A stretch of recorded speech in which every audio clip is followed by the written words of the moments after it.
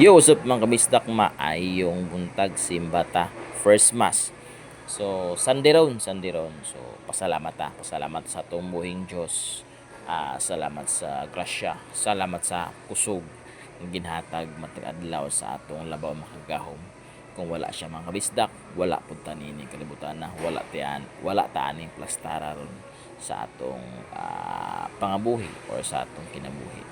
So ang mo gini akong daily routine mga kabisdak, dili gini siya mawala matag adlaw na gini, basta likon pa akong tuhod, likon pa akong lawas. Pasalamat sa ko una usa gyud tanan. Pasalamat ko sa iya nga nakamata pa ko rong adlaw, itagaan pa ko Pasko, itagaan pa dugang paggrasya. So inana ra mga kabisdak, iyon ana ra gyud ang akong daily routine dili mga kabisdak. So kung naganham niyo nga clip, please share, like man lang or comment man lang sa atong hamugo nga clip dako na kinang tabang para sa ako mga kabisdak. So nanako sa puwertahan sa simbahan sa Katoliko mga kabisdak. Pasalamat ta, ampo ta para tagaan ta og dugang grasya. Maayong buntag, God bless.